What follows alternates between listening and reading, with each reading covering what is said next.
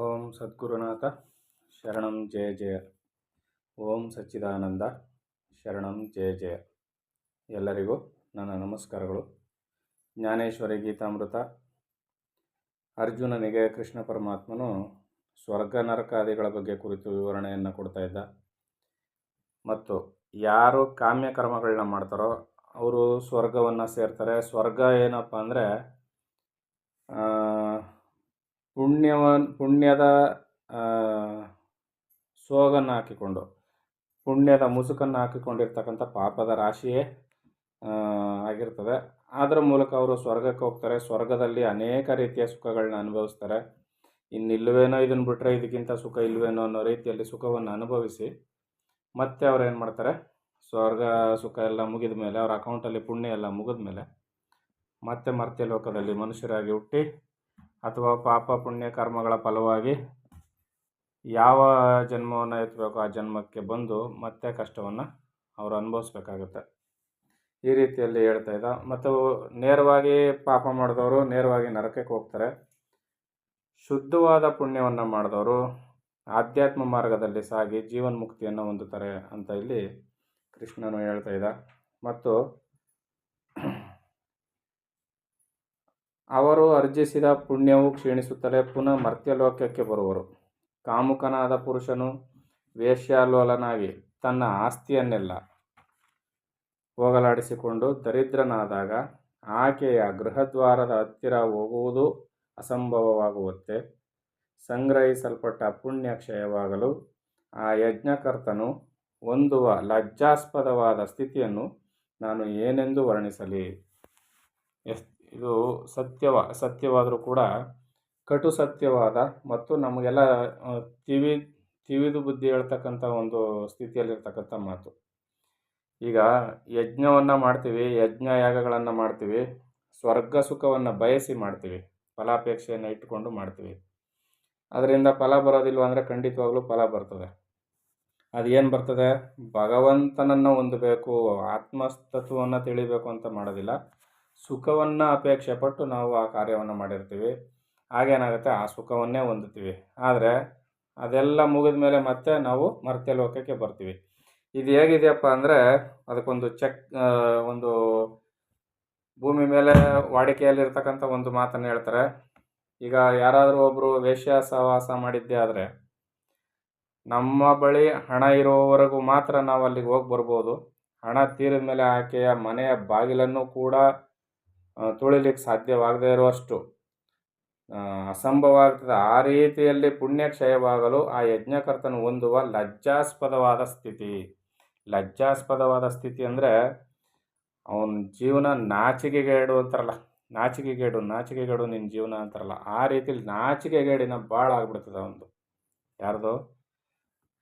ಕೇವಲ ಕಾಮ್ಯ ಕರ್ಮವನ್ನು ಅಪೇಕ್ಷೆ ಮಾಡಿಕೊಂಡು ಯಜ್ಞ ಕಾರ್ಯಗಳನ್ನ, ಯಜ್ಞವನ್ನು, ಯಾಗವನ್ನು ಮಾಡ್ತಾರಲ್ಲ, ಕಾಮ್ಯ ಕರ್ಮಗಳನ್ನ ಮಾಡ್ತಾರಲ್ಲ, ಅವ್ರ ಸ್ಥಿತಿ ಹೀಗಾಗುತ್ತೆ ಅಂತ ಇಲ್ಲಿ ಭಗವಂತ ಹೇಳ್ತಾ ಇದ್ದಾನೆ. ಅದೇ ಕರ್ಮವನ್ನು ಮಾಡಿದರೆ, ಅದೇ ಯಾಗವನ್ನು, ಯಜ್ಞವನ್ನು ಮಾಡಿ ನೇರವಾಗಿ ಪರಮಾತ್ಮನನ್ನೇ ಹೊಂದುವುದಕ್ಕೆ, ಆತ್ಮಜ್ಞಾನವನ್ನು ಹೊಂದುವುದಕ್ಕೆ ಮಾಡಿದ್ದೇ ಆಗಿದ್ರೆ ಅದು ಶುದ್ಧವಾದ ಪುಣ್ಯ ಕಾರ್ಯವಾಗ್ತಿತ್ತು. ಆದರೆ ಇಲ್ಲಿ ಅಶುದ್ಧವಾದ ಪುಣ್ಯ ಕಾರ್ಯ ಆಯಿತು. ಈ ರೀತಿಯಲ್ಲಿ ಆಗುತ್ತೆ. ಇನ್ನು ಈ ಪ್ರಕಾರವಾಗಿ ತನ್ನ ಶಾಶ್ವತವಾದ ಆತ್ಮನನ್ನು ಗುರುತಿಸದೆ ತಮ್ಮ ಪುಣ್ಯಕೃತ್ಯದ ಸಹಾಯದಿಂದ ಸ್ವರ್ಗಭೋಗವನ್ನು ಹೊಂದುವವರಿಗೆ ವಾಸ್ತವಿಕವಾದ ಅಮರತ್ವವು ಲಭಿಸದು. ಅಂತ್ಯದಲ್ಲಿ ಅವರು ಪುನಃ ಈ ಮರ್ತ್ಯಲೋಕಕ್ಕೆ ಬರಬೇಕಾಗುವುದು. ಅವರು ತಾಯಿಯ ಗರ್ಭಾಶಯದ ಕೊಳಕಿನಲ್ಲಿ ನವಮಾಸದವರೆಗೂ ಇದ್ದು ಬಾರಿಗೂ ಹುಟ್ಟುತ್ತಾ ಸಾಯುತ್ತಾ ಇರುವರು. ಸ್ವಪ್ನದಲ್ಲಿ ಅಪಾರವಾದ ಧನ ಸಂಪತ್ತನ್ನು ನೋಡಿ ಎಚ್ಚರವಾಗುತ್ತಲೇ ಅದೆಲ್ಲ ಕಾಣದಂತೆ ಹೋಗುವುದು. ಈಗ ಮಲ್ಕೊಂಡು ಕನಸು ಕಾಣ್ತಾ ಇರ್ತೀವಿ, ಅಪಾರವಾದ ನಿಧಿ ಸಿಕ್ಬಿಡ್ತದೆ, ಹಣದ ಒಂದು ಭಂಡಾರವೇ ಸಿಕ್ಬಿಡ್ತದೆ. ಭಾರಿ ಸಂತೋಷ, ಇಷ್ಟೊಂದು ಹಣ ನನ್ನ ಹತ್ರ ಇದೆ, ನನಗೆ ಸಿಕ್ತು ಅಂತ. ಆದರೆ ಕನಸು ಮುಗಿದು ಎಚ್ಚರ ಆದ ತಕ್ಷಣ ಅದೇನೇನೂ ಇಲ್ಲವಾಗುತ್ತೆ. ಆ ರೀತಿಯಲ್ಲಿ ಇದೇ ಪ್ರಕಾರವಾಗಿ ವೇದಜ್ಞರಿಗೆ ಲಭಿಸುವ ಸ್ವರ್ಗ ಸುಖವೂ ಸಹ ಮಿಥ್ಯವೆಂದು ತಿಳಿ. ಚತುರ್ವೇದಗಳನ್ನು ಕಲಿತು ವೇದ ಪಂಡಿತ ಅನ್ನಿಸ್ಕೊಂಡು ಯಜ್ಞ ಯಾಗಾದಿಗಳನ್ನು ಮಾಡಿ ಸ್ವರ್ಗ ಸುಖವನ್ನು ಬಯಸುವ ವೇದಜ್ಞನಿಗೆ ಇದೇ ಸ್ಥಿತಿ ಅಂತ ಇಲ್ಲಿ ಕೃಷ್ಣ ಹೇಳ್ತಾ ಇದ್ದಾನೆ. ಹೇ ಅರ್ಜುನ, ಧಾನ್ಯದ ಕಾಳನ್ನು ಆರಿಸಿಕೊಂಡು ಉಳಿದ ಒಟ್ಟನ್ನು ತೂರುವುದು ನಿಷ್ಪ್ರಯೋಜನವು. ಈಗ ಧಾನ್ಯದ ಕಾಳು ಗಟ್ಟಿಯಾಗಿರೋ ಕಾಳನ್ನೆಲ್ಲ ಆರಿಸ್ಕೊಬಿಟ್ಟಿರ್ತೀವಿ, ಒಟ್ಟು ಜಳ್ಳನ್ನು ತೂರಿದ್ರೆ ಏನು ಪ್ರಯೋಜನ? ಅದರಿಂದ ಯಾವ ಕಾಳು ಬರೋದಿಲ್ಲ. ಆ ರೀತಿಯಲ್ಲಿ ಒಬ್ಬನು ಎಂತಹ ವೇದವೇತ್ತನಾದರೂ ಆತನಿಗೆ ತನ್ನ ಶಾಶ್ವತ ಸ್ವರೂಪ ಉಂಟಾಗದಿದ್ದರೆ ವೇದೋಕ್ತ ಧರ್ಮಗಳೆಲ್ಲವೂ ನಿರುಪಯೋಗಗಳೆಂದು ತಿಳಿ. ಯಾರು 6 ಶಾಸ್ತ್ರಗಳ ಓದಿರೇನು, 18 ಪುರಾಣವನ್ನು ತಿಳಿದ್ರೇನು, ತನ್ನ ತಿಳಿಯದಿದ್ರೆ ಇವೆಲ್ಲವೂ ನಿಷ್ಪ್ರಯೋಜನ ಅಂತ ಗುರುಗಳು ಹೇಳ್ತಾ ಇದ್ದಾರೆ. ಆದರೆ ನಿನಗೆ ನನ್ನ ಸ್ವರೂಪ ಜ್ಞಾನವಾದ ಮೇಲೆ ಯಾವ ವಿಧವಾದ ಜ್ಞಾನವಿಲ್ಲದಿದ್ದರೂ ನೀನು ಸುಖವಂತನೇ ಆಗುವೆ. ಅದಕ್ಕೆ ಇಲ್ಲಿ ಮೋಕ್ಷ ಸುಖವನ್ನು ಪಡೆದಂಥವರು, ಆತ್ಮಜ್ಞಾನದ ಸುಖವನ್ನು, ತತ್ವಜ್ಞಾನವನ್ನು ತಿಳಿದಂಥವ್ರು 4 ವೇದವನ್ನು ತಿಳಿದವರೇ ಅಲ್ಲ. ವೇದಗಳ ಸುಳಿವೂ ಗೊತ್ತಿಲ್ಲದವರು ಆತ್ಮಜ್ಞಾನದ ಸುಖವನ್ನು ಗುರುಮುಖೇನ ಆತ್ಮತತ್ವವನ್ನು ತಿಳಿದು ಸಾಧನೆ ಮಾಡಿ ಸ್ವಾನುಭವ ಗಳಿಸ್ಕೊಂಡವರೇ ನಿಜವಾಗ್ಲೂ ಮುಕ್ತರಾಗಿದ್ದಾರೆ ಹೊರತು 4 ವೇದಗಳನ್ನೇ ಓದಿ ಮುಕ್ತಿಯನ್ನು ಹೊಂದಬೇಕು ಅಂತ ಏನಿಲ್ಲ. ಆ ವೇದಗಳೆಲ್ಲ ಹೇಳೋದೇನು? ಪರಮಾತ್ಮನನ್ನು ಹೊಂದುವುದಕ್ಕೆ ದಾರಿ ಯಾವುದು ಅಂತ ತೋರಿಸ್ತವೆ. ಆ ದಾರಿಗೆ ಬಂದು ಶುದ್ಧವಾಗಿ ನಮಗೆ ಅಂತಃಕರಣ ಶುದ್ಧಿಯಾಗಲಿಕ್ಕೆ ಏನೇನು ಬೇಕೋ ಅದಕ್ಕೆಲ್ಲ ಕೆಲವೊಂದು ಕರ್ಮ ಮಾರ್ಗವನ್ನು ತೋರಿಸ್ಕೊಡ್ತವೆ. ಅಷ್ಟು ಬಿಟ್ಟರೆ ಬೇರೆ ಏನಿಲ್ಲ. ಅದಕ್ಕೆ ನಾವಿಲ್ಲಿ ನೇರವಾಗಿ ಗುರುಗಳನ್ನು ಆಶ್ರಯಿಸಿ ಜ್ಞಾನ ಮಾರ್ಗದ ಸಾಧನೆಯಲ್ಲಿ ತೊಡಗಿಸ್ಕೋಬೇಕೇ ಹೊರತು ನಾವು ಕೇವಲ ಸ್ವರ್ಗ ಸುಖದ ಅಪೇಕ್ಷಿಗಳಾಗಿ ಜೀವನವನ್ನು ವ್ಯರ್ಥ ಮಾಡಿಕೊಳ್ಬಾರ್ದು. ಯಾವನು ಸಂಪೂರ್ಣವಾದ ಮನೋಯೋಗ ಪೂರ್ವಕವಾಗಿ ತನ್ನನ್ನು ತಾನು ನನಗೆ ಅರ್ಪಣೆ ಮಾಡುವನೋ, ಗರ್ಭಾಶಯದಲ್ಲಿರುವ ಪಿಂಡವು ಮತ್ತಾವ ಇತರ ಕಾರ್ಯವನ್ನೂ ಅರಿಯದಿರುವಂತೆ ಯಾವನು ನನ್ನ ಹೊರತು ಮತ್ತಾರನ್ನೂ ಚಿಂತಿಸನು. ತುಂಬ ಒಂದು ಕಷ್ಟಕರವಾದ ಅವಸ್ಥೆಗಳಿವೆಲ್ಲ. ಈಗ ಗರ್ಭದಲ್ಲಿರ್ತಕ್ಕಂಥ ಮಗು ಯಾವ ಕಾರ್ಯವನ್ನು ತಿಳಿದಿರಲ್ಲ. ಅದು ಯಾಕಂದರೆ ತಾಯಿ ಹೊಟ್ಟೆಯಲ್ಲಿ ಇರ್ತದೆ, ಅದಕ್ಕೆ ಏನೇನೂ ಗೊತ್ತಿರೋದಿಲ್ಲ. ಇಲ್ಲಿಯೂ ಕೂಡ ಪರಮಾತ್ಮನ ಹೊರತಾಗಿ ಮತ್ತೇನನ್ನೂ ಚಿಂತಿಸಬಾರ್ದು. ನೀ ಸಾಯಲಿ ಬಾಳಲಿ ನೀನೇ ಗತಿ ಅಂತ ಇರಬೇಕು. ಆ ಸ್ಥಿತಿಯಲ್ಲಿದ್ದವನು ಮಾತ್ರ ಆತ್ಮತತ್ವವನ್ನು, ಪರಮಾತ್ಮನ ಸಾಕ್ಷಾತ್ಕಾರವನ್ನು ಮಾಡಿಕೊಳ್ಳಲಿಕ್ಕೆ ಸಾಧ್ಯ. ಯಾವನಿಗೆ ಸಮಸ್ತ ಜೀವಿತದ ಜ್ಞಾನವು ನನ್ನ ನಾಮರೂಪಗಳಲ್ಲಿಯೇ ಇರುವುದೋ ಮತ್ತು ಯಾವಾತನು ಈ ರೀತಿ ಏಕನಿಷ್ಠನಾಗಿ ನನ್ನನ್ನೇ ಚಿಂತಿಸುತ್ತಾ ಉಪಾಸಿಸುವನೋ ಅಂತಹವನನ್ನು ಕುರಿತು ನಾನು ಅದೇ ಪ್ರಕಾರ ಶ್ರದ್ಧೆಯುಳ್ಳವನಾಗಿರುತ್ತೇನೆ. ಪರಮಾತ್ಮ ಏನು ಹೇಳ್ತಾ ಇದ್ದಾನೆ ಇಲ್ಲಿ? ಅದರ ಶ್ಲೋಕ, ಅನನ್ಯಾಶ್ಚಿಂತಯಂತೋ ಮಾಂ ಯೇ ಜನಾ ಪರ್ಯುಪಾಸತೆ ತೇಷಾಂ ನಿತ್ಯಾಭಿಯುಕ್ತಾನಾಂ ಯೋಗಕ್ಷೇಮಂ ವಹಾಮ್ಯಹಂ. ನಾನು ಯಾರು ನನ್ನನ್ನು ಹೊರತಾಗಿ ನೇನನ್ನೂ ಚಿಂತಿಸದೆ ನನ್ನನ್ನು ಯಾರು ಸದಾಕಾಲ ಚಿಂತಿಸ್ತಾರೋ ಅವರ ಯೋಗಕ್ಷೇಮವನ್ನು ನಾನು ನೋಡ್ತಾ ಇರ್ತೀನಿ.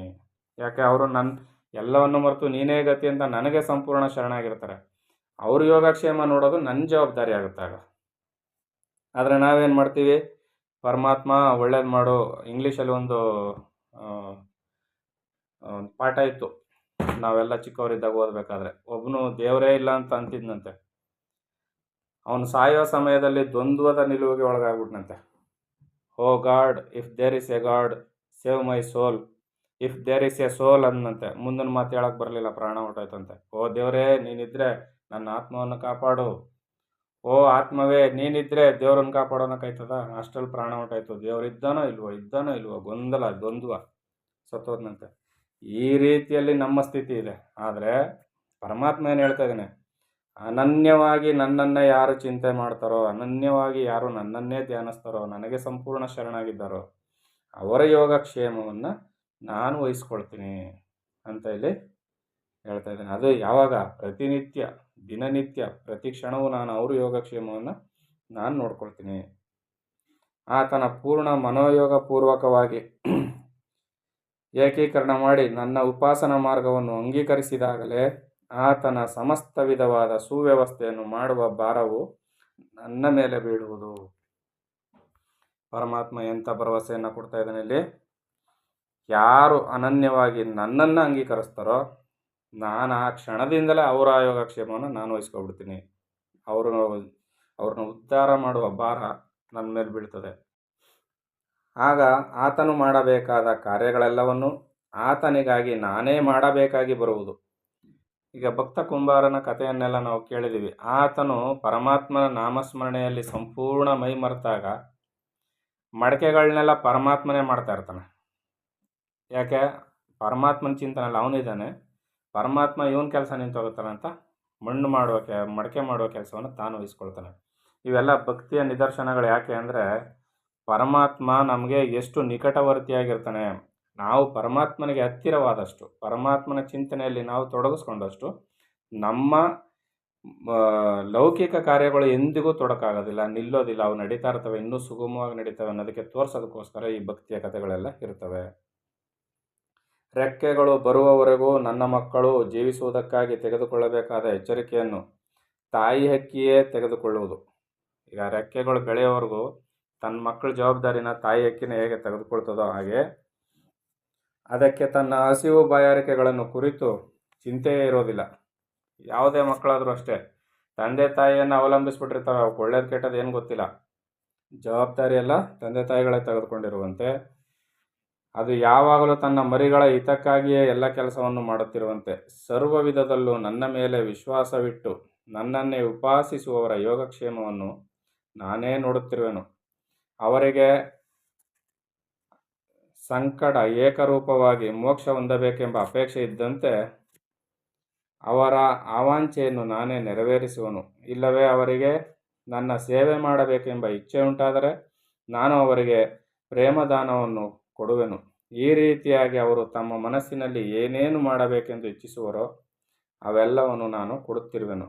ಈ ವಿಧವಾಗಿ ನಾನು ಕೊಡುವ ವಸ್ತುಗಳ ಯೋಗಕ್ಷೇಮದ ಭಾರವೂ ಸಹ ನನ್ನ ಮೇಲೆಯೇ ಇರುತ್ತದೆ. ಅವರ ಯೋಗಕ್ಷೇಮವನ್ನು ನಾನೇ ನೋಡುತ್ತಿರುವೆನು, ಏಕೆಂದರೆ ಅವರು ಎಲ್ಲದರಲ್ಲಿಯೂ ನನ್ನನ್ನೇ ಆಶ್ರಯಿಸಿಕೊಂಡಿರುವರಲ್ಲವೇ ಅರ್ಜುನ. ಅವರೆಲ್ಲ ನನ್ನನ್ನೇ ಆಶ್ರಯಿಸಿದ್ದಾರೆ. ಅದರಿಂದ ಅವರು ಭಕ್ತಿಯನ್ನು ಅವಲಂಬಿಸ್ಕೊಂಡೇ ಇರ್ತೀನಿ. ಪರಮಾತ್ಮ ನಿನ್ನ ಧ್ಯಾನ ಪೂಜೆಯಲ್ಲೇ ಕಾಲ ಕಳೀತೀನಿ ಅಂದರೆ ಅವ್ರನ್ನ ಶುದ್ಧ ಭಕ್ತರನ್ನಾಗಿ ಇಟ್ಕೊಂಡಿರ್ತೀನಿ. ಇಲ್ಲಪ್ಪ ನನಗೆ ಈ ಸಂಸಾರ ಸಾಕು ಅಂತ ಅಂದರೆ ಅವರಿಗೆ ಮುಕ್ತಿಯನ್ನು ಕರುಣಿಸ್ತೀನಿ. ಇಷ್ಟು ಕೆಲಸಗಳನ್ನ ನಾನು ಮಾಡ್ತಾ ಇರ್ತೀನಿ ಅಂತ ಹೇಳ್ತಾ ಇದ್ದಾನೆ. ಅದರ ಅರ್ಥ ಅರ್ಜುನನಿಗೆ ಅಂತಲ್ಲ, ಕೃಷ್ಣನೇ ಬಂದು ಅಂತಲ್ಲ. ಕೃಷ್ಣ ಅನ್ನೋದು ಒಂದು ಹೆಸರಷ್ಟೇ. ಆದರೆ ಪರಮಾತ್ಮ ಇಲ್ಲಿ ಸರ್ವವ್ಯಾಪಕನಾದ ಪರಮಾತ್ಮ ಸಾಕಾರ ರೂಪನ್ನು ತಾಳಿ ಬಂದರೂ ಕೂಡ ವ್ಯಾವಹಾರಿಕ ಜಗತ್ತಿನಲ್ಲಿರ್ತಕ್ಕಂಥ ಜೀವರುಗಳ ಉದ್ಧಾರಕ್ಕಾಗಿ ಇಷ್ಟೆಲ್ಲ ಸದಾವಕಾಶವನ್ನು ಮಾಡಿಕೊಟ್ಟಿದ್ದಾನೆ. ನಾವು ಉಪಯೋಗಿಸ್ಕೊಂಡು ಉದ್ಧಾರ ಆಗಬೇಕು ಅಷ್ಟೇ. ನಾವು ಮುಂದಿನ ಆಡಿಯೋದಲ್ಲಿ ಏನಿದೆ ಅಂತ ಮುಂದೆ ನೋಡೋಣ. ಎಲ್ಲರಿಗೂ ಒಳ್ಳೆಯದಾಗಲಿ.